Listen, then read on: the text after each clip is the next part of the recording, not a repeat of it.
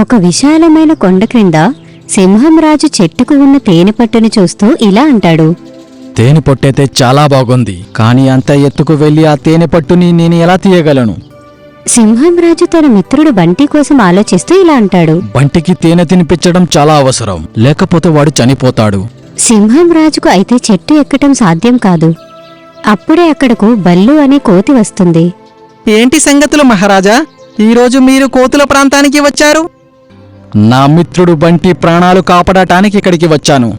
నువ్వు నాకు కొంచెం సహాయం చేయగలవా? మీకోసమైతే ప్రాణాలు కూడా ఇస్తాను మహారాజా. చెప్పండి, నేను ఏం చెయ్యాలి? చూడు, అక్కడ తేనెటీగల పట్టు కనబడుతుందా? ఆ, ఏంటి, నువ్వు నాకు అక్కడి నుంచి తేనె తెచ్చి ఇవ్వగలవా? ఆహా మహారాజ్, ఇప్పుడే తెచ్చిస్తాను. వెంటనే కోతి గెంతుకుంటూ ఆ చెట్టు ఎక్కుతుంది. ఇంకా ఆ తేనెపట్టు ఎప్పుడైతే చేతిలోకి తీసుకుంటుందో దాని నుంచి చాలా తేనెటీగలు వచ్చి కోతిని కుట్టేస్తాయి. ఆ, ఆ, ఆ. ఏమైంది బల్లు? ఏమీ కాలేదు మహారాజా. తరువాత బల్లు ఆ తేనెపట్టు తీసుకొని కిందకి వస్తాడు. ఇదిగో తీసుకోండి మహారాజా.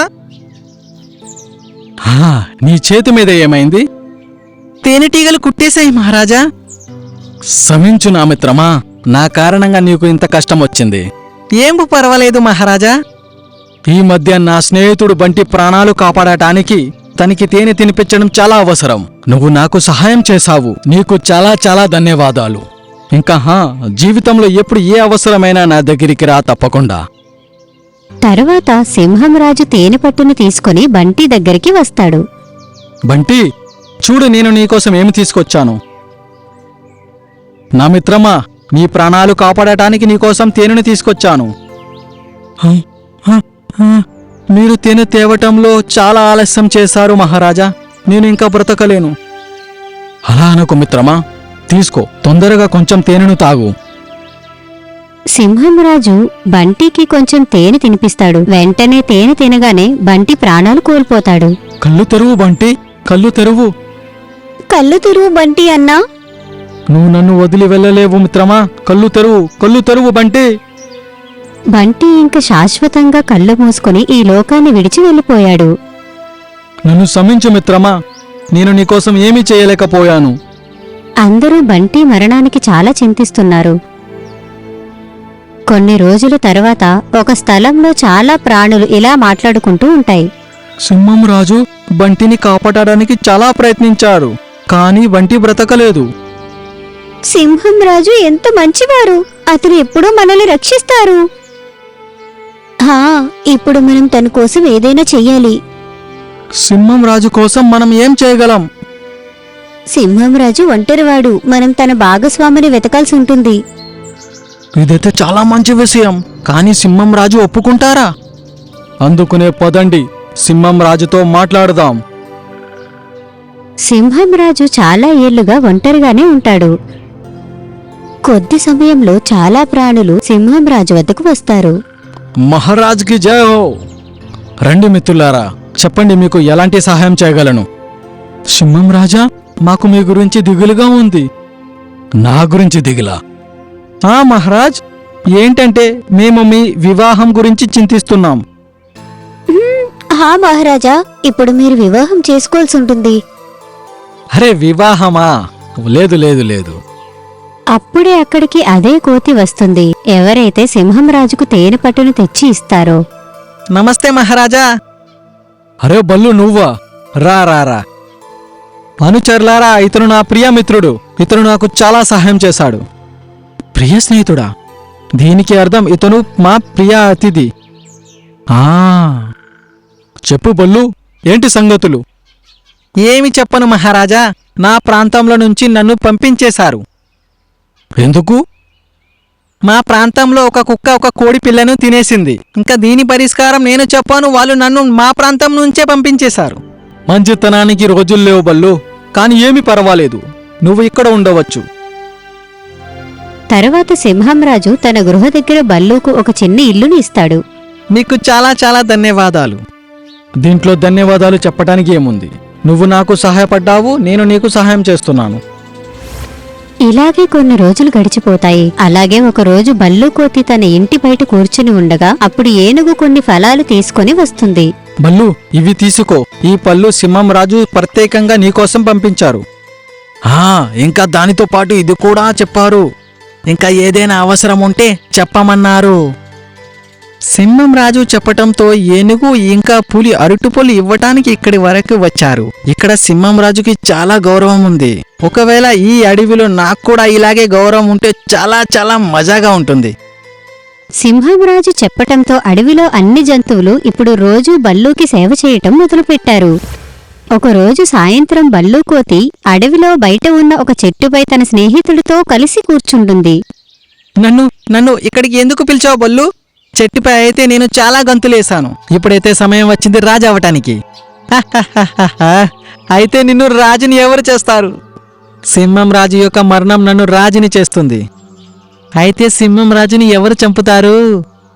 నువ్వు ఇంకా నేను. మనిద్దరం కలిసి సింహం రాజుని మరణించేలా చేద్దాం. ఆ తర్వాత అడవిలో రాజ్యం చేద్దాం. కానీ మనం అతన్ని ఎలా చంపుతాం? మనం తన ఆహారంలో విషాన్ని కలుపుదాం. ఇంకా విషాన్ని నేనైతే తెచ్చి ఉంచాను. అయితే సరే. రెండు కోతులు సింహంరాజుని చంపటానికి పథకం సిద్ధం చేసుకున్నారు. కాని వాళ్ళు మాటలు ఆ చెట్టు కింద ఉన్న జింకు వింటుంది. వీళ్ళు సింహంరాజుని చంపటానికి పథకం వేశారు. ఈ విషయం నేను వెంటనే సింహంరాజుకు చెప్పాలి. జింక పరిగెత్తుకుంటూ సింహంరాజు దగ్గరికి వెళ్తుంది. మహారాజా, మీ ప్రాణాలకు ప్రమాదం. ప్రమాదమా? ఎవరి వల్ల? మీ మిత్రుడు బల్లు కోతి వలన. ఏంటి వాగుతున్నావు జింకా? నన్ను నమ్మండి, నేను నిజం చెప్తున్నాను. బల్లు తన స్నేహితుడితో కలిసి మిమ్మల్ని చంపటానికి పథకం పన్నాడు. కాని బల్లు అయితే నా ప్రాణమిత్రుడు.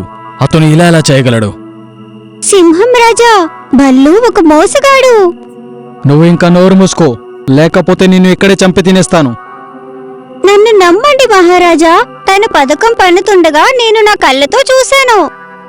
చూడు జింకా, ఈ అడవిలో ఏ ప్రాణులు ఇంకా బల్లు యొక్క స్నేహం చూసి కుళ్ళుకుంటున్నారో అది నాకు బాగా తెలుసు. అందుకని నీ మాటలపైన నాకు నమ్మకం లేదు. సరే, ఇక్కడి నుంచి వెళ్ళు నువ్వు. సింహంరాజు బలవంతంగా జింకను తిట్టి పంపేస్తాడు. సరిగ్గా అదే సమయంలో బల్లు కోతి అక్కడికి వస్తుంది. భోజనం అయిందా సింహం రాజా? కాని ఈ సమయంలో నువ్వు ఎక్కడి నుంచి వస్తున్నావు? ఎక్కడి నుంచి కాదు, నేను కేవలం ఇక్కడికే వచ్చాను. సరే, ఇప్పుడు నువ్వు వెళ్ళు, విశ్రాంతి తీసుకో. రాత్రి అవుతుంది కదా. మర్నాడు ఉదయాన్నే ఈరోజు ఉదయాన్నే నాకు ఆకలేస్తుంది. ఏదైనా తిని వస్తాను. అడవిలో సింహంరాజు ఏదైనా వేట కోసం వెతుకుతూ ఉంటాడు. కాని వేట అతనుకు దొరకదు. ఈరోజు ఏ వేట దొరకలేదు. తెలియటం లేదు ఎప్పటి వరకు ఇలా ఆకలిగా ఉండాలో. సింహంరాజు వేట కోసం ఇంకా ముందుకు వెళ్తాడు. అప్పుడే అక్కడికి ఒక జింక సింహంరాజు వద్దకు వస్తుంది. జింక, నువ్వా? హా మహారాజా, నన్ను నమ్మండి. ఆ కోతి ఫలంలో విషాన్ని కలిపి మిమ్మల్ని చంపాలనుకుంటుంది. చూడు జింక, ఆకలిటితో అలమటిస్తూ చాలా చిరాగ్గా ఉంది. మర్యాదగా ఇక్కడి నుంచి వెళ్ళిపో, లేకుంటే నిన్ను చంపి తినేస్తాను. నన్ను నమ్మండి మహారాజా, ఆ కోతి మిమ్మల్ని చంపాలనుకుంటుంది. ఈరోజు నీ పని ఎలాగైనా ముగిస్తాను జింకా. సింహంరాజు కోపంతో వచ్చి జింకను చంపాలనుకుంటాడు. మహారాజా, చనిపోతున్నప్పుడు ఎవరూ అబద్ధం చెప్పరు. ఆ కోతి మీకు విషాన్నిచ్చి చంపాలనుకుంటుంది. చనిపోతూ కూడా జింక చెప్తున్న ఆ చివరి మాటలు విని సింహంరాజు ఆలోచనలో పడతాడు. చనిపోతున్నప్పుడు ఏ ప్రాణి కూడా అబద్ధం చెప్పదు. ఒకవేళ జింక నిజమైతే చెప్పడం లేదు కదా. ఇది ఆలోచిస్తూ మహారాజు జింకను వదిలేస్తాడు. ఇంకా తన ఇంటికి తిరిగి వచ్చేస్తాడు. ఒకవేళ చూస్తాను ఈ సమయంలో బల్లు ఎక్కడున్నాడని. సింహంరాజు బల్లు ఇంటికి వెళ్లి చూస్తాడు. కాని బల్లు ఇంటి లోపల ఉండడు. నిజంగా బల్లు నన్ను చంపాలనుకుంటున్నాడా? కాని తను అలా ఎందుకు చేస్తాడు? తనకి నాతో ఏంటి అంత శత్రుత్వం? అప్పుడే బల్లు ఒక పండు తీసుకుని సింహంరాజు వద్దకు వస్తాడు. అరే బల్లు, ఎక్కడికి వెళ్ళిపోయావు నువ్వు? నేను మీకోసం పండును తేవడానికి వెళ్ళాను. ఓ, అయితే కోతి నిజంగా నన్ను చంపాలనుకుంటుంది. ఖచ్చితంగా ఈ పొలంలో విషాన్ని కలుపుంటుంది. మహారాజా, ఇది మా ప్రాంతంలో అన్నిటికంటే చాలా రుచికరమైన ఫలం. తీసుకుని తినండి. చురుకైన సింహం తన తెలివితేటలతో ఇలా అంటుంది.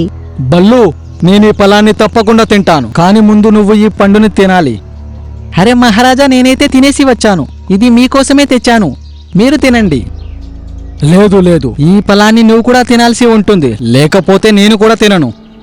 సరే మహారాజా, మీ కోరిక ఇదే అయితే అలాగే తింటాను. ఇలా చెప్పి బల్లు ముందే ఫలం తింటాడు. కాని ఫలంలో విషం లేని కారణంగా బల్లుకి ఏమీ జరగదు. తరువాత సింహంరాజు ఫలాన్ని తినేస్తారు. సింహంరాజు ఫలాన్ని తినటం చూసి బల్లు ఇలా ఆలోచిస్తాడు. మీ నమ్మకాన్ని పొందటానికే ఈసారి పొలంలో విషం కలపలేదు, కానీ ఇంకోసారి నేను విషాన్ని కలిపి తీసుకొస్తాను. అలాగే కొన్ని రోజులు గడిచిపోతాయి. ఇంకా ఒక రోజు మళ్ళీ బల్లు సింహంరాజు కోసం ఫలం తీసుకుని వస్తాడు. కాని ఈసారి ఫలంలో విషాన్ని కలిపి తెస్తాడు. మహారాజా, ఈరోజు మీకోసం ఓ బహుమతి తెచ్చాను. ఇదంతా చెప్పి బల్లు సింహంరాజుకు ఫలాన్ని ఇస్తాడు. సింహంరాజు కూడా చాలా నమ్మకంతో ఫలాన్ని తీసుకుని తినాలనుకుంటాడు. అప్పుడు ఆ జింక వస్తుంది. ఆగండి మహారాజా, ఈ ఫలం నన్ను తిననివ్వండి. నీకు చెప్పా కదా ఈ ఫలం మహారాజు కోసమని, నీకోసం కాదు. వద్దు మహారాజా, నాకు చాలా ఆకలిగా ఉంది. ఈ ఫలం నాకు ఇవ్వండి. నీకు చెప్పాను కదా ఈ ఫలం మహారాజు కోసమని. ఇక్కడి నుంచి వెళ్ళు. జింకని తరిమేయటంలోనే బల్లు కంగారు పడటం చూసి సింహంరాజుకు అనుమానం వస్తుంది. ఒకవేళ ఇలాగైతే కాదు కదా, ఈ కోతి ఈసారి పొలంలో విషాన్ని కలిపిందేమో.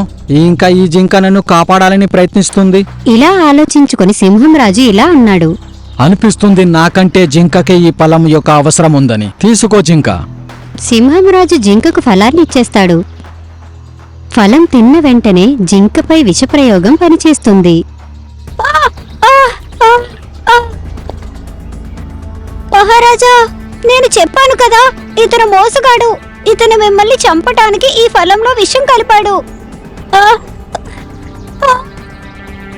ఇదంతా చెప్పి జింక మరణిస్తుంది. బల్లు, నీ ప్రయత్నం వృధా అయిపోయింది. నీ విషం నిండిన ఫలాన్ని తిని అమాయకమైన జింక చనిపోయింది. అరే ఏమంటున్నారు మహారాజా, నేను పొలంలో ఎందుకు విషాన్ని కలుపుతాను? ఈ జింక చాలాసార్లు నాకు చెప్పింది నువ్వు మోసగాడివని, కాని నేనే తన మాటల్ని నమ్మలేదు. ఇప్పుడు నాకు నమ్మకం కలిగింది నువ్వు విషంతో నిండిన పామువని. సింహంరాజు అరుపులు విని మొత్తం అడవిలో అన్ని ప్రాణులు అక్కడికి వస్తాయి. అనుచరులారా, ఈ ద్రోహిని తాళ్తో కట్టేసి రంధ్రమున్న పడవలో కూర్చోబెట్టి నదిలో వదిలేయండి. నన్ను క్షమించండి మహారాజా, నా వల్ల చాలా పెద్ద తప్పు జరిగింది. సింహంరాజు ఆజ్ఞ వినగానే మొత్తం అన్ని ప్రాణులు బల్లుని తాళ్లతో కట్టేసి రంధ్రం ఉన్న పడవలో కూర్చోబెట్టి ఇలా అంటాయి. నువ్వు ద్రోహివి కోతి, పడవకి రంధ్రం ఉంది. కొంచెం కొంచెంగా పడవలోకి నీళ్లు వస్తాయి. ఇంకా నువ్వు భగవంతుడికి దగ్గర చేరువవుతావు. నన్ను కాపాడండి. నన్ను ఈ పడవ నుంచి కిందకి దించండి. నన్ను ఎవరైనా కాపాడండి. తరువాత పులి ఇంకా చిరుత ఆ పడవను నది మధ్యలోకి తీసుకువెళ్లి అక్కడ వదిలేస్తారు. రంధ్రం ఉండటం వలన పడవలోకి కొద్ది కొద్దిగా నీళ్లు చేరుకుంటాయి. ఈ పడవ అయితే కొంతసేపట్లో మునిగిపోతుంది. అరే ఎవరైనా నన్ను కాపాడండి. ఎవరైనా కాపాడండి. కాపాడండి. ఇప్పుడు నదిలో బల్లు పడవ కాకుండా 4 వైపులా చాలా దూరం వరకు ఏ పడవ ఉండదు. కాపాడండి. కాపాడండి. కాపాడండి. మోసపూరితమైన బల్లు గట్టిగట్టిగా అరుస్తున్నాడు. కాని తన అరుపులు వినేవాళ్లు ఎవ్వరూ లేరు. కొంచెం కొంచెంగా పడవలోకి నీళ్లు చేరుకుంటాయి.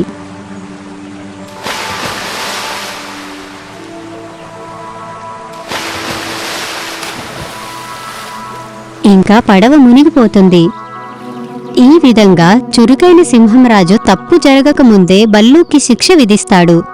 సింహంరాజు యొక్క ఈ ప్రవర్తన వలన మొత్తం అడవిలో ప్రాణులన్నీ ప్రేమతో ఇలా అంటాయి.